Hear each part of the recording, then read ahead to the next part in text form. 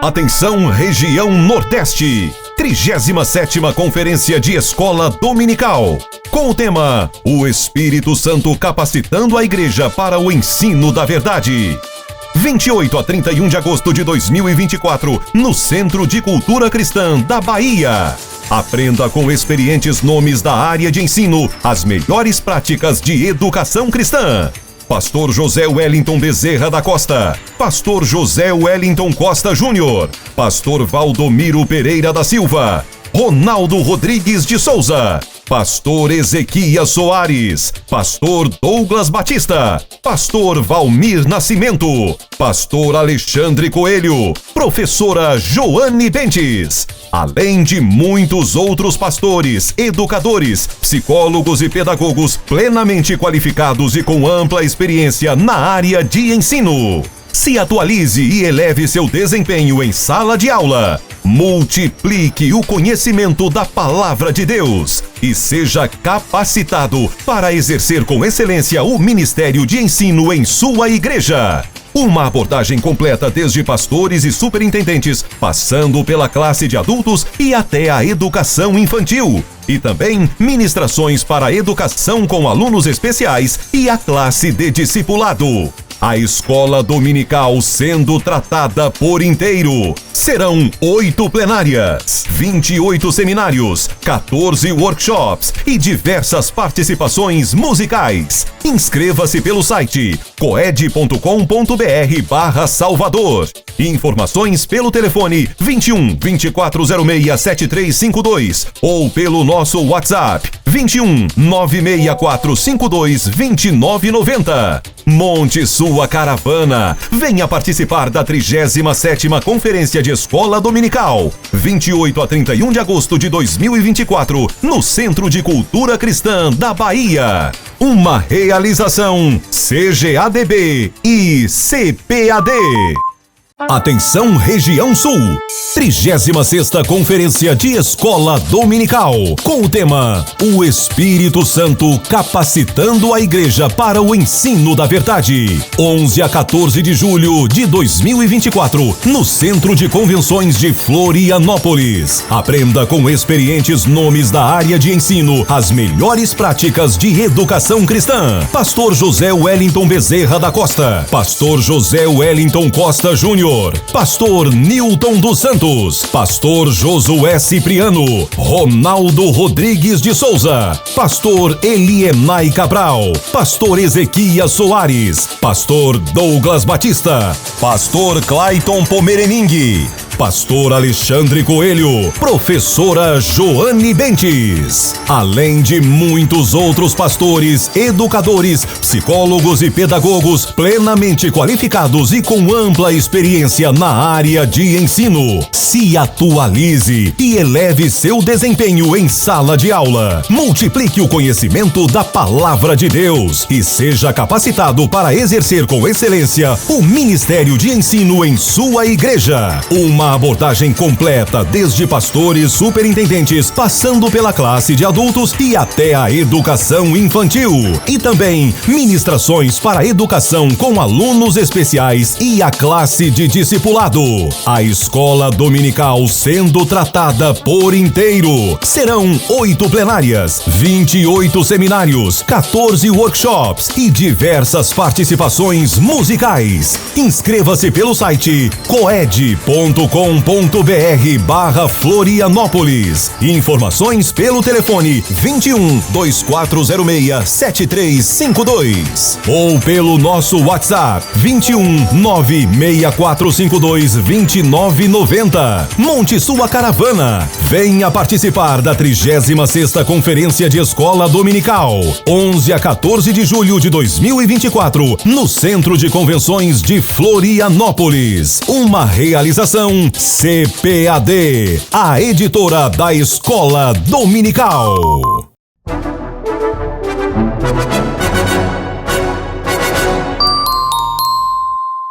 Olá, queridos irmãos, aqui é o pastor Valmir Nascimento, passando para dizer que entre os dias 25 e 27 de julho acontecerá na FAESP o primeiro encontro teológico da CPAD.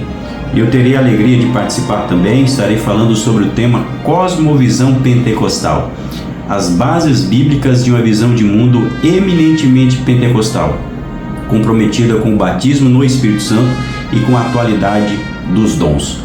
A minha expectativa é que este evento será rico, teológica e espiritualmente.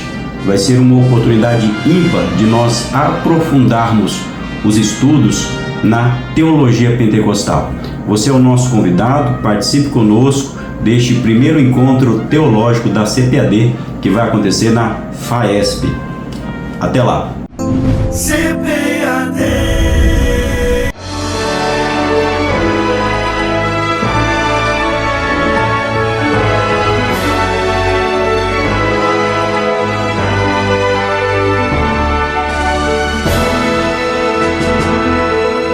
Subsídios. Lições Bíblicas Adultos. Lição 2. O livro de Ruth. Que a paz do Senhor Jesus esteja e permaneça reinando em cada coração. Estamos estudando os livros de Ruth e Esther nesse trimestre. Já fizemos um panorama na primeira lição de ambos os livros, inclusive um panorama da história de Israel, e hoje, com a graça de Deus, nós queremos iniciar o estudo propriamente dito do livro de Ruth, a lição de número 2, o livro de Ruth, o nosso texto áureo.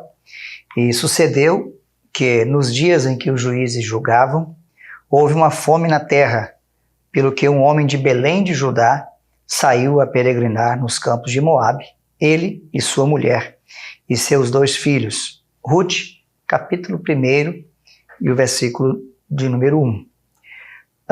Todo esse trimestre está tratado com mais detalhes no livro do trimestre. Esse é o livro de apoio, no qual a gente enfoca com mais profundidade os assuntos de cada lição, permitindo que o professor tenha mais subsídios para poder preparar a sua aula e ministrar a sua aula para os alunos. Portanto, nós recomendamos esse livro do trimestre que está à disposição dos irmãos, né?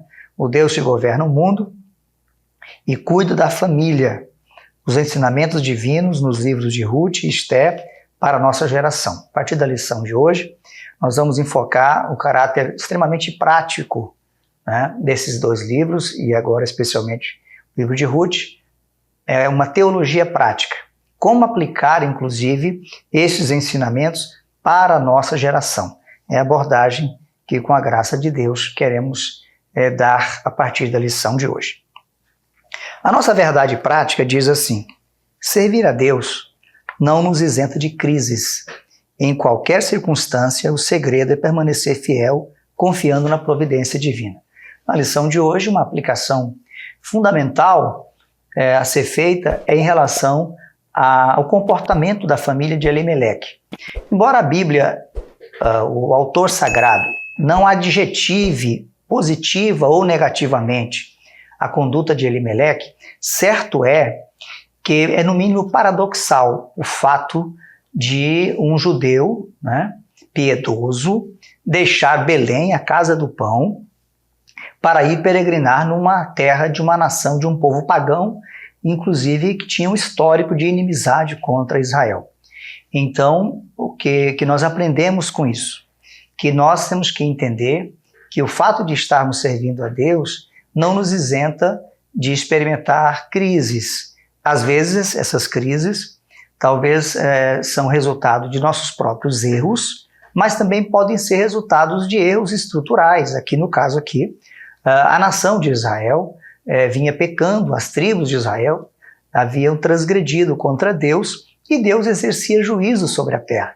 Então, certamente, o que estava acontecendo aqui na terra de Israel, incluindo Belém, era esse julgamento de Deus, a aplicação do justo juízo de Deus, a aplicação da sua justiça, conforme ele já tinha anunciado através de Moisés, de Josué, que se o povo obedecesse, seria abençoado, inclusive com a produção da terra, o alimento, né, a paz, o poder de vencer as nações inimigas, e que o contrário traria flagelos, inclusive a fome, né, que assolava a nação de Israel.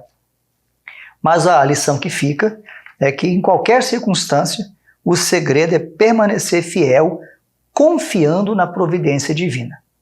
No caso de Elimeleque, ele deixou Belém e foi para Moabe e experimentou aí, graves consequências em função disso. O livro de Ruth, ele não é apenas destacado pela beleza literária, mas também pela profundidade espiritual. Nós vamos observar ao longo do estudo desse livro os distintivos do caráter de cada personagem e a confiança, a convicção que cada personagem teve na sua fé em Deus, especialmente Ruth, né, que demonstra isso com muita clareza, deixando o povo dela, os moabitas e os seus deuses, para seguir ao Deus de Israel. Então a convicção de Ruth mostra a sua fibra moral, a sua convicção espiritual e traz essa mensagem para todos nós. Também uma fonte de inspiração em relação à amizade, amor e redenção. Amizade entre a sogra e a nora, o amor que elas nutriam e a redenção da família. A família de Elimeleque será redimida pelo casamento entre Ruth e Boaz. E, consequentemente, há uma tipologia. Boaz aí é tipo de Cristo, que nos redime, que redime toda a humanidade, né? Então há uma tipologia também, há uma cristologia no livro de Ruth. A organização do livro de Ruth. O livro de Ruth, ele tem uma categorização semelhante, né, ao livro de Esther, tanto na Bíblia hebraica quanto na Bíblia cristã. Na Bíblia hebraica, o livro de Ruth pertence à terceira divisão. A Bíblia hebraica, ela tem 3 divisões. A Bíblia hebraica é chamada de Tanar, e ela é dividida entre Torá, que é a lei, Neviim, que são os profetas anteriores, profetas posteriores, e Ketuvim, que são os escritos. Nesses escritos estão livros poéticos, estão livros narrativos, e inclusive tem um livro que na Bíblia evangélica é um livro profético, mas que está na Bíblia hebraica entre os escritos, que é o livro de Daniel, porque os judeus entendem Daniel como um livro narrativo também, um livro de histórias. Então por isso ele está na terceira seção da Bíblia hebraica, que é os Ketuvim. Então veja bem, a Bíblia hebraica, que é apenas o Antigo Testamento, né? Não é chamado de Antigo Testamento, porque os judeus não consideram os livros do Novo Testamento. Então a Bíblia hebraica é apenas composta dos 39 livros que compõem o nosso Antigo Testamento. Agora é interessante dizer que na Bíblia hebraica o número de livros não é o mesmo, né, da Bíblia cristã ou da Bíblia protestante. Mas o conteúdo é o mesmo. Então, os mesmos livros da Bíblia protestante ou da Bíblia evangélica, do Antigo Testamento, estão na Bíblia hebraica.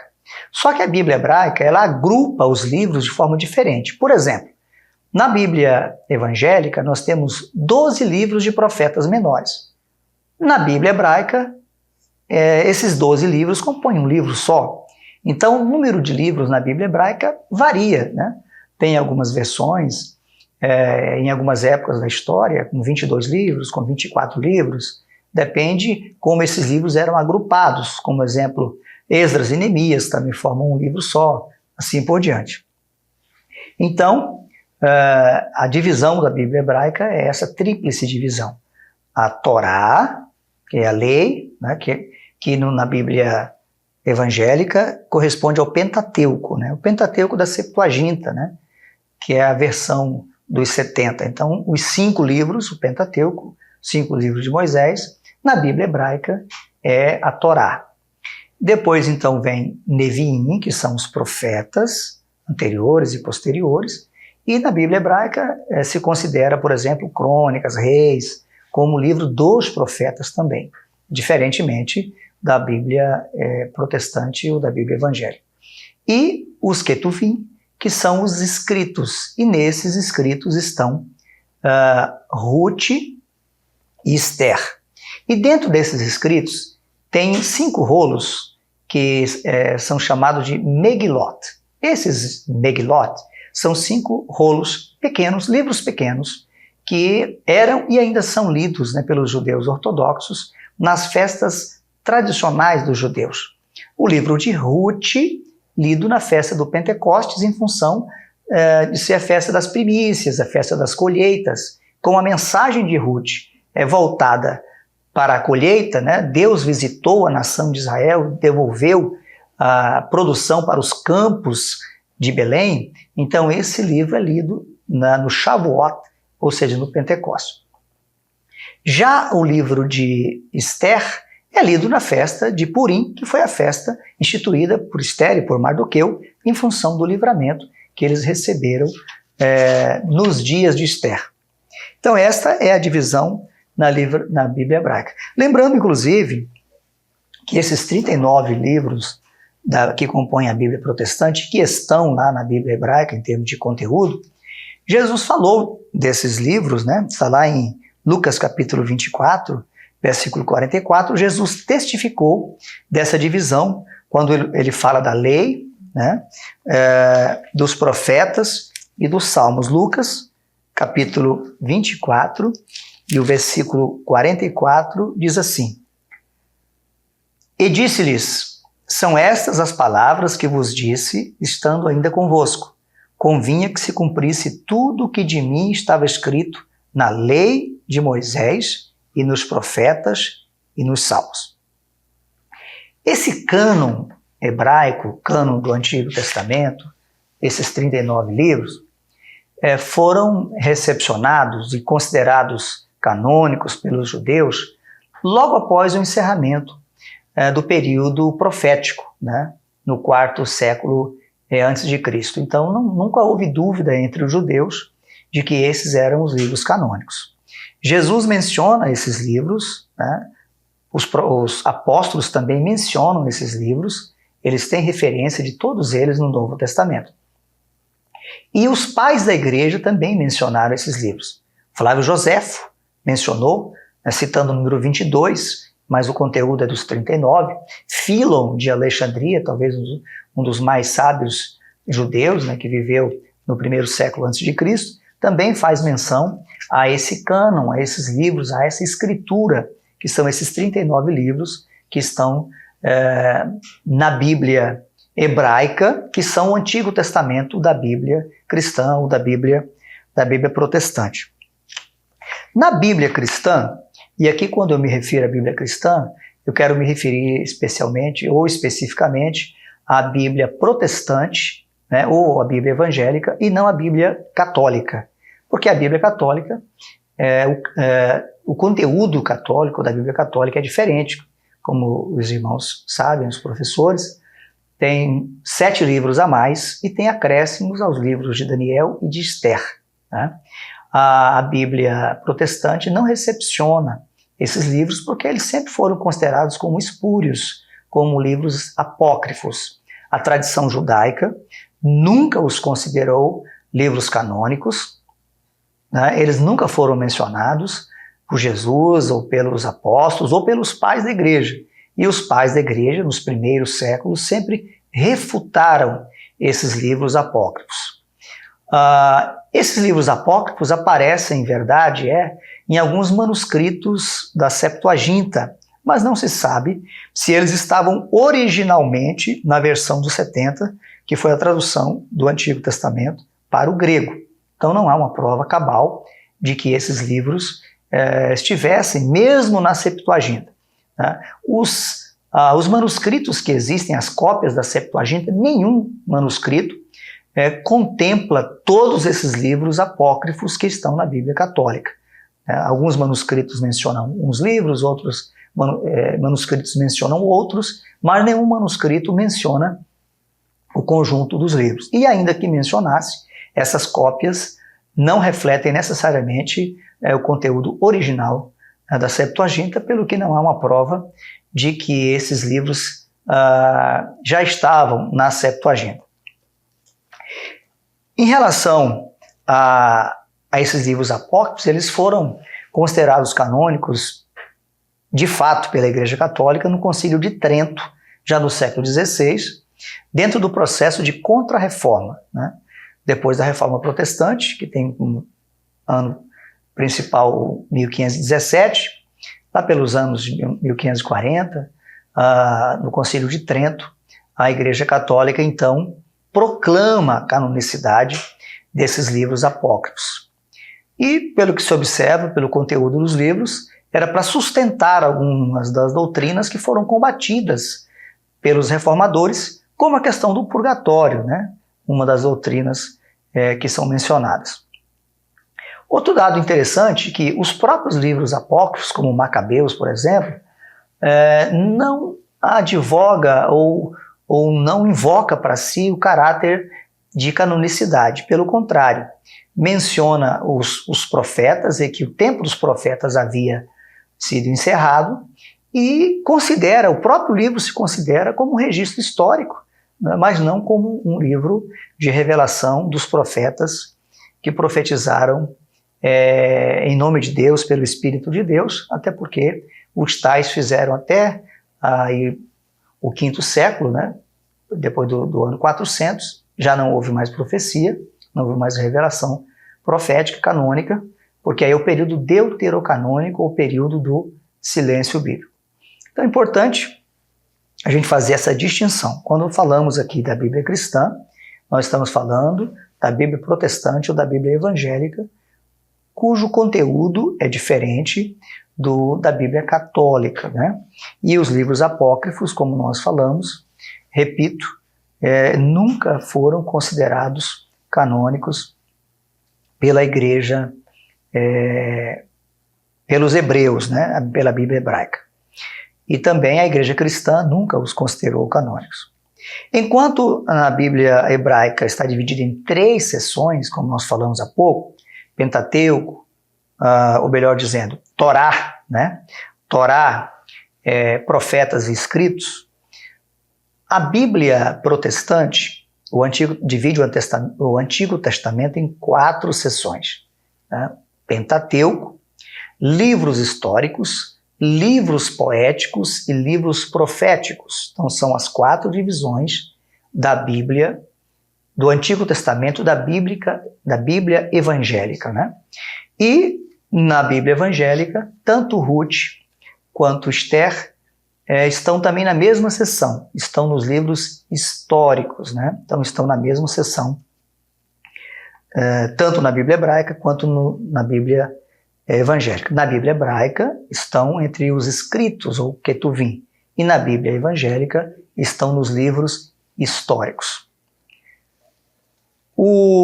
A autoria e data do livro de Ruth são incertos, né? Tanto a autoria quanto a data são incertas, né? Mas há praticamente um consenso, inclusive o Talmud, que é um livro milenar, de regulamentos, de interpretações, de detalhamento, né, das leis do Antigo Testamento, feita pelos rabinos, pelos judeus dos primeiros séculos da era cristã. O Talmud considera que o autor do livro de Ruth seja Samuel. E, de fato, é possível que tenha sido Samuel pelo estilo literário, né? O livro usa o hebraico clássico, não é o hebraico tardio, portanto, aqueles que consideram que esse livro seja já do período posterior aí aos dias de Esdras, né? Não tem coerência, porque o hebraico utilizado é um hebraico clássico. E verdade é que nos dias de Esdras é o aramaico, já que dominava, tanto é que já tem umas porções do aramaico no Antigo Testamento. E depois de Esdras aí que realmente era o aramaico que já dominava em função da influência dessa língua semítica, que o aramaico também é uma língua semítica, essa influência do cativeiro, né? Quando os judeus retornam do cativeiro, eles já retornam falando o aramaico. Outra evidência, né, de que Samuel pode ter sido o autor desse livro é o conhecimento que ele tinha dos fatos e a referência que ele faz dos personagens, né? Terminando ali em Davi.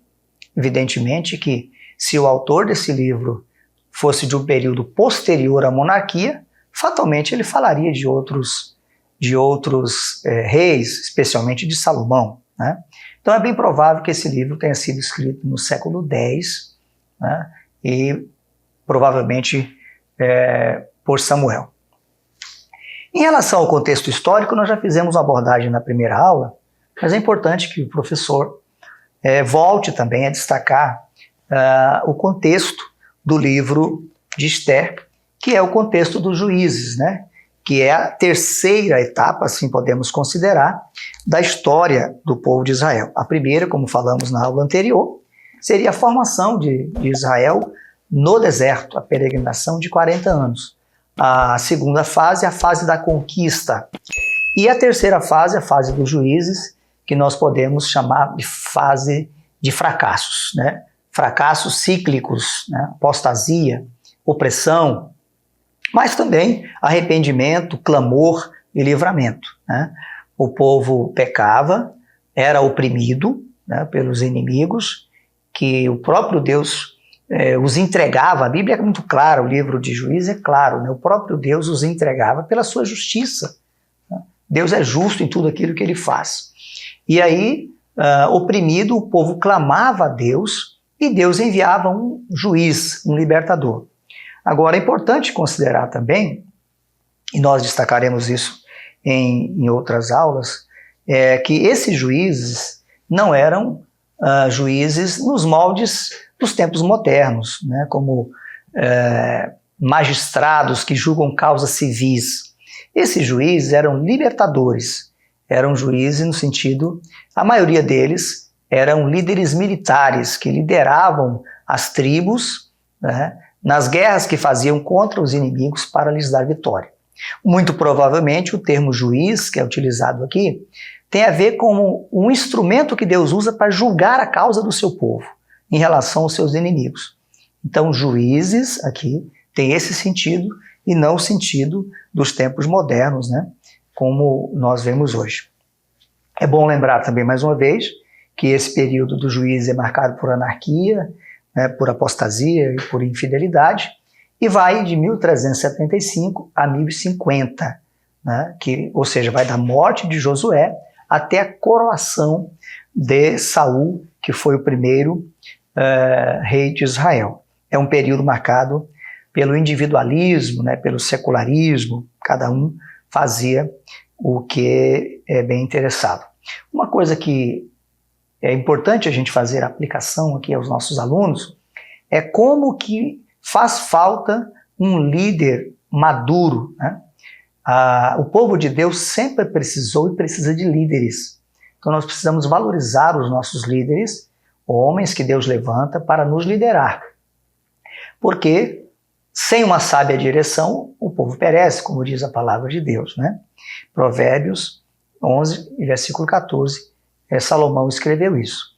Então, nós precisamos valorizar os nossos líderes. Deus tem levantado homens sábios que têm dedicado a vida para serem nossos guias espirituais. Nós precisamos valorizá-los. O povo de Israel, depois da morte de Josué e dos anciãos que eram seus contemporâneos, não havia mais uma liderança unificada em Israel. Então houve aí um período de tribalização e as tribos passaram a viver de forma autônoma, sem uma liderança coesa, e isso causou um fracasso muito grande. Então é importante que nesse contexto histórico a gente faça essa aplicação.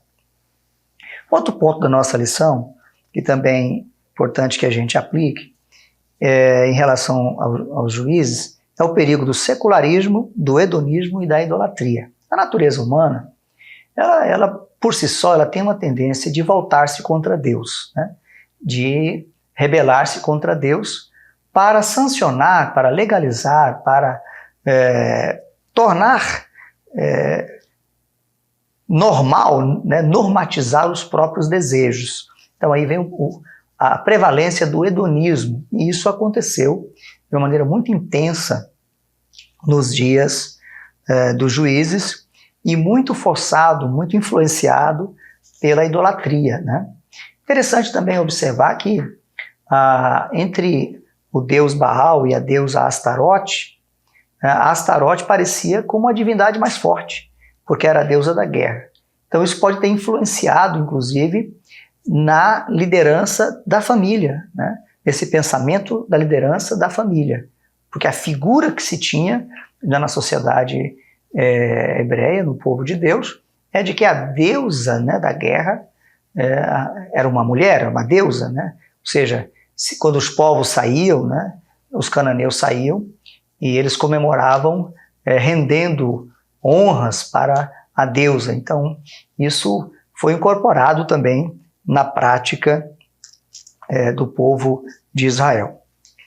Ainda no ponto 2 da nossa lição, que fala do contexto histórico, nós destacamos também aqui essa questão cíclica da opressão e do clamor e do livramento.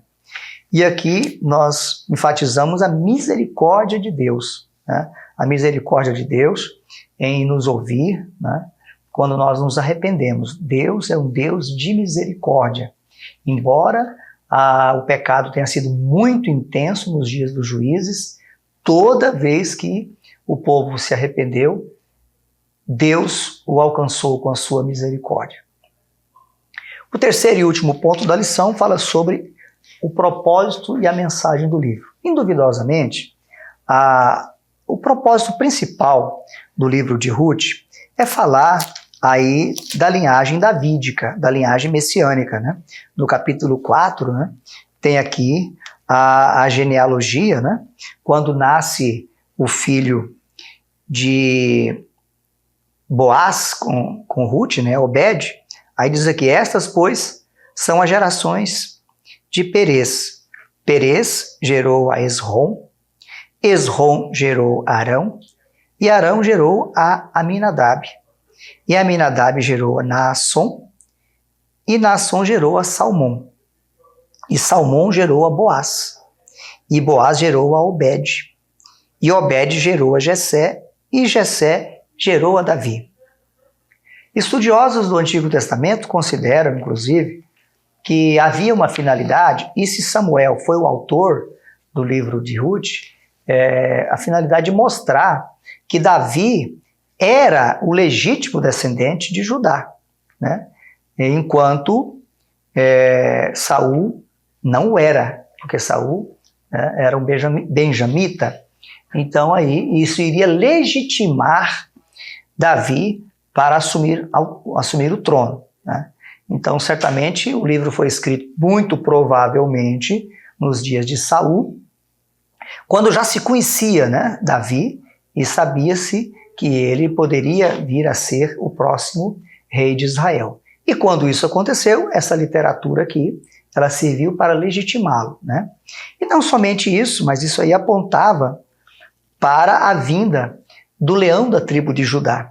Gênesis 49, versículo 10 diz assim, o cetro não se arredará de Judá, nem o legislador dentre seus pés, até que venha Siló, e a ele se congregarão os povos. Aqui é uma profecia messiânica. Estava falando da vinda de Jesus, que é da tribo de Judá. E Jesus já veio, né? Os judeus o rejeitaram, mas a igreja o recebeu, mas ele ainda será recebido por Israel. Israel se converterá no final da grande tribulação e o receberá como Messias. E Jesus governará por 1000 anos em Jerusalém, governará a nação de Israel. E todas as nações da terra que o receberem, que professarem que ele é o Senhor, virão de todas as partes da terra, irão a Jerusalém para adorá-lo, né? Adorar o Deus de Israel. Isso, inclusive, nos faz entender o plano de Deus com Israel. Por isso nós vemos Israel sendo acossado, né? Como nação, sendo atacado, né? Israel sofre ataques internos, ataques externos, mas Deus tem protegido Israel, apesar, né, dos seus pecados, do seu secularismo. Existe um contingente judeu muito grande que é secularista, mas existem muitos judeus que são piedosos, né, E, inclusive, muitos judeus estão se convertendo a Cristo, né? Está havendo um movimento de conversão, assim como o sionismo também tem um movimento também crescente de retorno, né? Houve muito retorno no século XX, mas nos últimos anos também, nos últimos tempos, muitos judeus têm voltado. Embora a população judaica, ela hoje praticamente metade ainda está fora de Israel. São mais de 14 milhões de judeus e 7 milhões e alguma coisa ainda está fora de Israel. A grande parte nos Estados Unidos da América, mais de 4 milhões que moram nos Estados Unidos. Mas está havendo um retorno maior nos últimos tempos. E isso prenuncia o final dos tempos, porque Israel vai fazer uma aliança com o anticristo, mas essa aliança será rompida, o lugar santo será profanado, e eles então clamarão pelo Messias, e Jesus então virá para livrar Israel, e então haverá uma conversão nacional, e Jesus governará a nação de Israel. Aí haverá aquilo que está lá no livro do apóstolo João, né? Haverá do Evangelho de João, haverá um só rebanho e um só pastor. Então, há essa mensagem também, a mensagem cristológica, a mensagem messiânica, que está no livro de Ruth. O livro de Ruth também fala sobre amor e redenção, né? O amor de Deus e o seu plano de redenção. Ali não era apenas a redenção da família de Noemi, da herança de Elimeleque, né? Ali estava também Deus trabalhando através da história para prosseguir a linhagem piedosa de Abraão, que culminaria então com o Redentor, com Jesus. Então Deus estava trabalhando para cumprir a sua promessa dada a Abraão, que quando ele disse, em ti serão benditas todas as famílias da terra. Então a mão de Deus estava agindo ali para preservar a linhagem piedosa de Abraão. Fidelidade e altruísmo, né? O livro de Ruth abre uma janela para a gente entender que nem tudo eram trevas, né? Ou nem tudo era treva. Nos dias dos juízes, Deus sempre teve um remanescente fiel, né? Os judeus piedosos sempre existiram, e a gente verifica isso na família de Elimeleque, né? A fé de Noemi, o próprio Boaz, um homem de fé e de muito caráter, né? Então havia ali um remanescente piedoso. O altruísmo, né? Marca muito também o livro, o altruísmo de Noemi, o altruísmo de Ruth. Elas não pensaram em si mesmas, cada uma pensou na outra, e Deus recompensou por isso. Então é importante também essa aplicação em sala de aula, né? Nós vivemos hoje num mundo muito individualista. O individualismo é tão grande que hoje há uma dificuldade até de formação de família, né? Porque pensa-se muito em si. Mas Deus quer que a gente possa agradar os outros, que a gente possa se doar aos outros, porque essa é a prática do amor de Deus, e Deus derrama o seu amor no nosso coração para isso. E quando nós nos doamos uns aos outros, Deus nos recompensa por isso. Então, essa mensagem do altruísmo também está aqui, é a prática do amor, e o amor não é egoísta. E a conclusão da nossa lição de hoje, o livro de Ruth nos ensina que, a despeito da incredulidade e dos pecados do homem, Deus sempre trabalha para cumprir os seus desígnios, sem violar o princípio do livre-arbítrio humano. Deus trabalha através da história, dirigindo a história, dirigindo os fatos, porém sem violar o livre-arbítrio. A direção de Deus dos fatos combina a sua soberania, né, compatibiliza a soberania de Deus com o livre-arbítrio que ele deu para o homem, né? O Todo-Poderoso conduz a história e executa o seu plano de redenção. O livro também nos mostra como a fidelidade de Deus se aplica às circunstâncias comuns da vida. O profeta Isaías escreveu que não há um Deus como o nosso, que trabalha por aquele que nele espera. E nesse ponto, nós enfatizamos mais uma vez o que é chamado da imanência de Deus. Deus está interessado em guiar a nossa vida nos mais pequenos detalhes. Quando nós oramos a Deus, Quando nós buscamos a Deus e confiamos nele, ele age em todas as áreas da nossa vida. Que Deus te abençoe, que a mão de Deus, assim como esteve com Noemi, com Ruth, esteja com a sua vida, com a sua família. Uma excelente aula a todos, em nome de Jesus.